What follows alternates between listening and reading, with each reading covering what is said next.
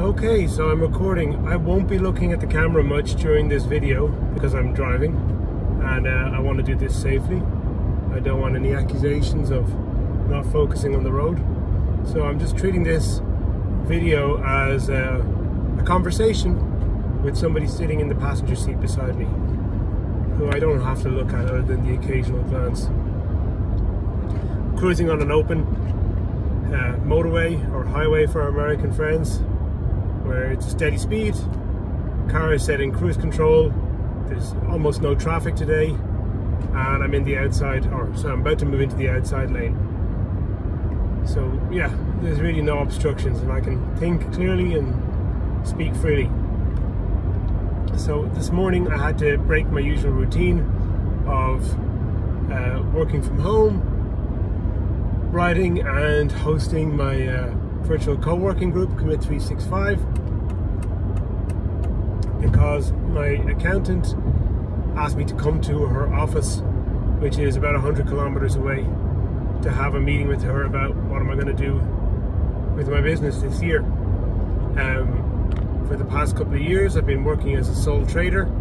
Again, for American friends, that's what's known as a DBA in America, where I don't have a corporate structure. I'm just an individual doing business and paying tax via a standard tax return, personal tax return at the end of the year. And that was a good way for me to do business for the first year or two, to keep expenses low and to keep accounting, administration, all that stuff as simple as possible. Because new business, revenue is limited, it's a relatively simple and straightforward business. But I've now come to the point where I'm about to do tax returns for 22 are coming up in a couple of months, and I'm being told that my tax bill for 22 is probably going to be bigger than my revenue for what was 21. So all things considered, it looks like I've more than doubled my business in 22, which is fantastic, great, cause for celebration, but has opened me up to a massive tax liability. So anyway, I had to sit down for an hour. She and her partner have come up with a plan how to minimize the tax exposure and to make sure that I pay less tax as a percentage, although more overall in the years going forward, through setting up a limited company, which is, again, for US people, that's the Irish equivalent of what you call an LLC, I believe. And using that as a vehicle for doing business going forward.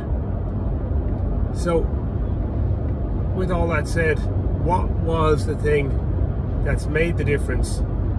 Actually, before I get to that, again, just to restate, these may sound like inconsequential problems, and they are, because they are problems born as a result of wins, benefits. And I guess that's the nature of life overall, is that when something good happens, there is always a corresponding challenge that has to be met. So the good thing that's happened is increased my business, done better last year than before, and the corresponding challenge is, okay, now I need to get smarter about structure of my business and how I pay taxes and all that stuff, so I don't get hammered with a monster of a bill every year that eats away at my income.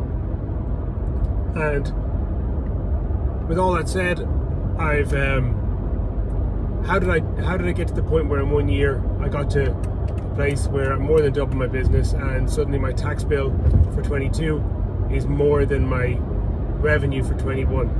And the primary way I did that was moving away from doing just copywriting gigs where it's words for dollars and a time for money trade, like previous trades I've done before in construction type industry, to consulting businesses where you're being paid for value creation rather than for carrying out tasks.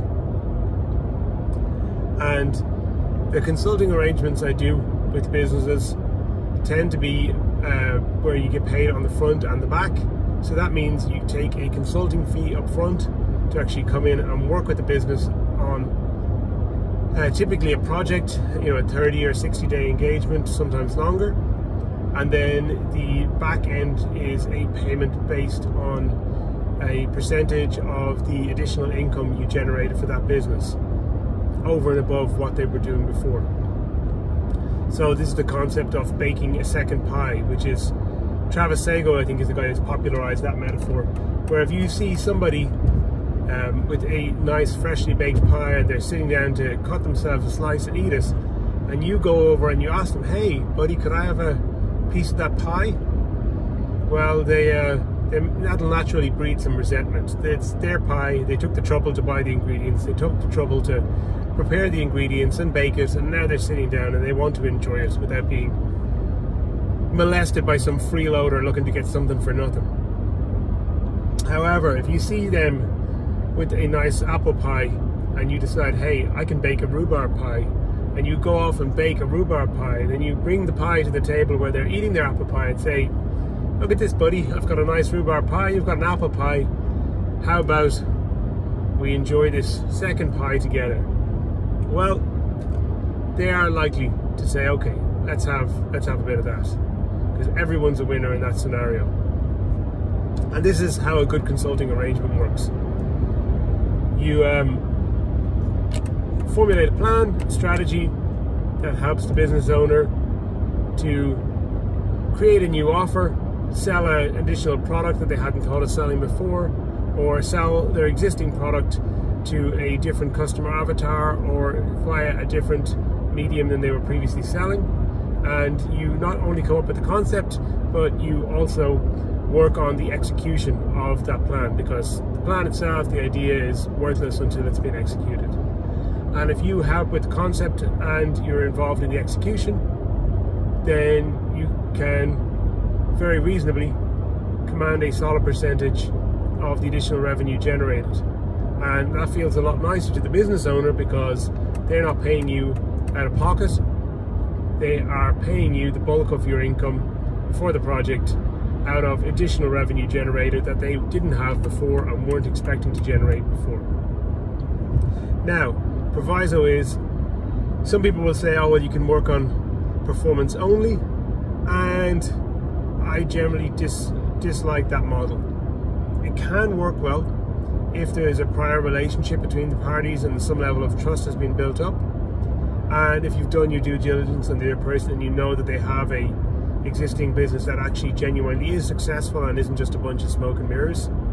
But what can often happen in those situations where someone wants you to work on all performances, that the reason is that they are cash flow constrained, so they're going to have difficulty executing on what you do, or that they are simply somebody who has no intentions of paying you and will let you work your ass off, and then you'll never see your end of the deal.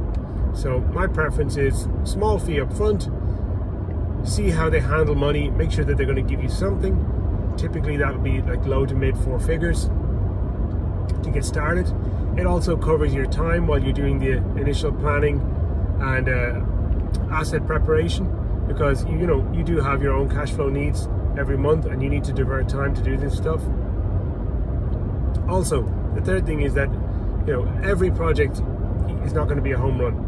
You have to assume that some of them will fall flat on their ass, and that's been my experience with consulting. Like the 3 or 4 biggest successes I've had doing it,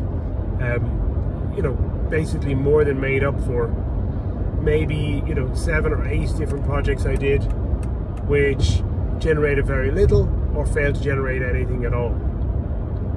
And that's just the nature of these things, and experienced business owners know this, that when they put money into a project or put energy, resource into a project, that they are, on some sense, they're at the casino table and they are placing bets on a roulette wheel.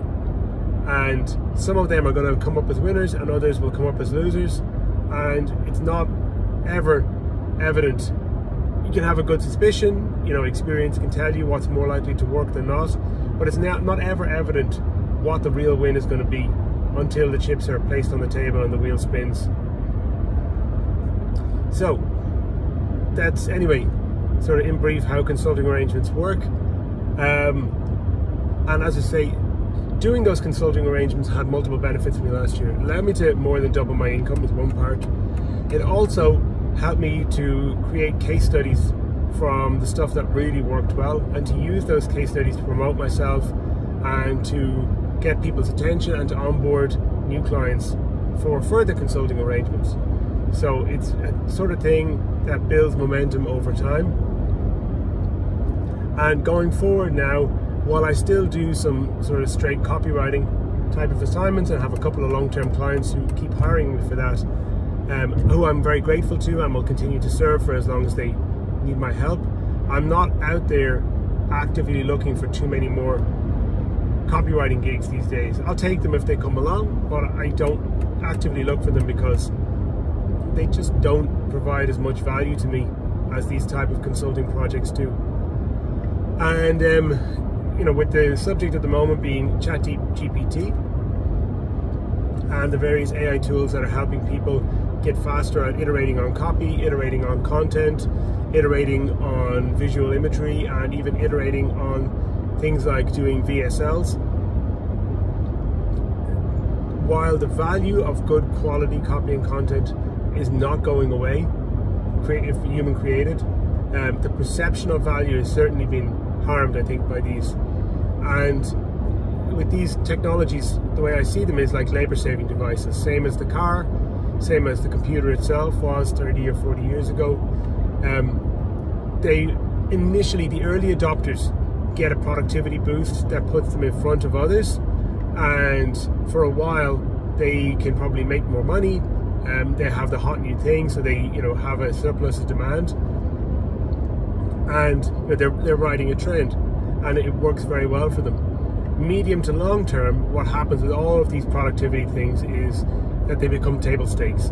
So, for example, with the computer, I remember in my dad's business, he was in the graphic imaging business for publishing in the 80s and 90s, where a lot of the mechanical and artisanal workflows that they had in the past pretty much got eradicated very quickly when the Apple Mac and early versions of things like Photoshop came out and made desktop publishing a reality. There was still obviously there was an idea that it would eradicate publishing altogether, which didn't happen. There was still a professional publishing business, but within that publishing business, it gave a massive productivity boost to businesses that were willing to adopt them. And the business that did adopt them, did fantastically well for a while, but quickly it became table stakes, and everyone had this technology. And the same thing is going to happen with GPT.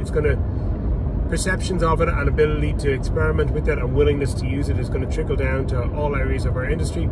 And at some point it'll become table stakes, and what that means is then the expectation of productivity for each service provider, the expectations their clients have is to get more for less, to get better value for their money, which is perfectly reasonable.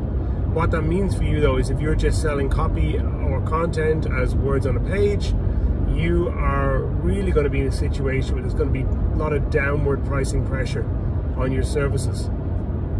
Now, if you add consulting and strategy to the mix, and you are not just delivering a Word doc or a finished piece of edited video or whatever it might be, and you are active in setting the marketing strategy, executing on it, and helping your client to actually capture more value from their market, build bigger audiences, increase their revenue, become more profitable, add more product lines to their business, any of these things, your perception of your value is much, much higher. And that value I don't think is going to in any short period of time be replaced by any kind of digital tool. Now, I'm not saying that it won't long term. The speed at which these systems are accelerating and becoming more sophisticated has taken us all by surprise. The amount of useful information you can get from a system like ChatGPT, the power of it as a research tool for collating information from multiple sources is really incredible. And the assumption would be that as time passes, it's going to learn from the iterative use of so many millions of humans around the globe, and probably will be in a situation where it can have powerful strategic input into businesses more and more. And I have to assume that at higher levels of business, beyond small business and corporate world, that they're working on developing ever more sophisticated expert systems that guide business strategy. But the human creative element is not going away, probably within, I'm 42, within our lifetimes.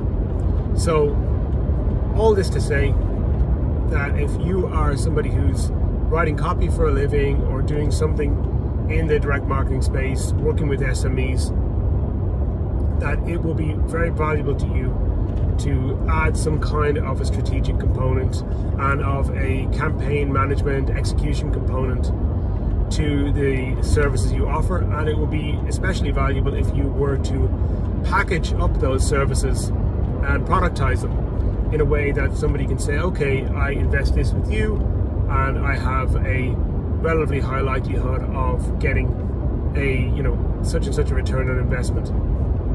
And I can say that confidently to my clients. For example, I left a case study video on my profile last week about a business called The Awakened Man in the UK, where I worked with them last year. They made an investment of around the order of £5,000, which is probably about $7,000 with me at the time. And we worked together for a short period of time. Now, during that period of time, which was about, I think, 30 to 40 days, the results were not spectacular. They were good, they were respectable, and the client was happy with the outcome. They thought it was good. I think we did something maybe around 15 to 20,000 in that period of time, which is good, but as an ROI perspective, but then when they consider their margins, maybe not extremely profitable. And they were happy and we left the engagement on good terms. But the interesting part came was when I did a reconnect with the client 6 months later to talk about doing some more work, and they said, oh, actually in the intervening period we've done about £260,000, which is about $300,000. So suddenly they're at a point where they've seen somewhere around a 50x return on the money they spent with me. And now I can go and use that number as bragging rights to go and secure myself other consulting engagements. I did similar projects with a consulting firm in the US around Christmas time, where we worked on a medium ticket offer, which was entry level to their business, excuse me, which allowed them to bring in 30 and counting new clients into the business in the last couple of months. They have an LTV based on 10 years of doing business of around $50,000. And that means that they can say that long term, they anticipate an extra $1 million in revenue from what was a, you know, sort of 6-week engagement with me, which I can't remember the exact figure, but it was somewhere between $5,000 and $10,000 they've invested in me. Again, short term, in the first 30 days, they maybe saw somewhere around 20 to 25,000. So, you know, they got an ROI straight away, but that long-term ROI is what's extremely valuable for them. And being able to project that out into the future and confidently say to a client that working with me, you're not just getting, you know, a deliverable, piece of copy, whatever. You're getting a strategic process. You're getting marketing assets that you can reuse again and again and again to generate you additional revenue for years to come. All very powerful stuff, all very compelling in how you can sell yourself to clients and onboard them and charge more for your services, not just in upfront fees, but in performance and success fees on the back end if you choose to work with people long term. So, very long-winded way of explaining all of this, but I wanted to make it clear what the value of what I'm doing is. This week on Friday at, I think, 7 p.m. UK, which is 2 p.m. US Eastern, which is 12 noon US PST, I am hosting a 2-hour workshop where I'm going to teach the primary strategy and process I use to help these clients create new offers and put extra value into their business. It's something I call the cash validated MVP. MVP being a minimum viable product, which allows companies to very inexpensively test new offer concepts to their existing warm audiences, see if they're viable, generate some revenue for them, and then take that revenue and reinvest into building things like funnels and more expensive assets that might cost them, you know, anywhere from 30, 50, sometimes up to 100K to build out a full funnel and execute on it. And before they want to make that kind of investment, they want to validate the offer, make sure that this is something that can make them money. And that's what I help them do for a small upfront fee and a reasonable percentage of whatever revenue we generate together. It works very effectively. When it works brilliantly. It makes good money straight away, and it makes a lot of really good money long term. And that's the upside. The downside, which is equally important, is that when it doesn't work, it doesn't cost very much to find out, and it saves a whole heap of time. Instead of, you know, spending $30,000 on building a funnel and taking 2 to 3 months before you launch it, and then only for it to flop, you can have a campaign that you spin up really in a week or two, see if it makes money straight away. Only costs a few $1,000s up front to do, and if it works, brilliant, you're off to the races. And if it doesn't work, you've saved already, you saved you may have saved $25,000, and you've most importantly saved execution time, which is the most valuable thing for anybody's business. Anyway, that's the whole process I'll be teaching on Friday. If you are a copywriter, if you are a consultant or wish to become a consultant, or doing something else in that kind of sort of direct marketing online space, and you'd like to have something else that's a productized service you can offer to your existing clients, or that you can go to the market and use to bring new clients into your business, this would be a good training for you to attend. The tickets are USD 297. And as I said, it's going to be on from 7 p.m. to 9 p.m. UK, which is 2 to 4 US EST, 12 to 2 US PST. God, that's a mouthful. I'm going to leave a link to buy your ticket below. If you're seeing this on my Facebook feed, it'll be in the comments. If you're seeing this on my YouTube, it'll be in the video description. And if you are seeing this in an email, it'll be somewhere in the email. And yeah, that's pretty much all. Thank you for taking time to listen to this. I know it's a long-winded message. Hope to see you on Friday. It can be a valuable source of new revenue and could potentially help you to double your business this year the way I doubled mine last year. And if not that, at the very least, to protect yourself from having your fees and margins and ability to compete eaten away at by the new generation of AI tools that everyone seems to be so obsessed with right about now because there's so much hype in the market. That's all I got for you. Thank you very much, and look forward to seeing you on Friday. Cheers.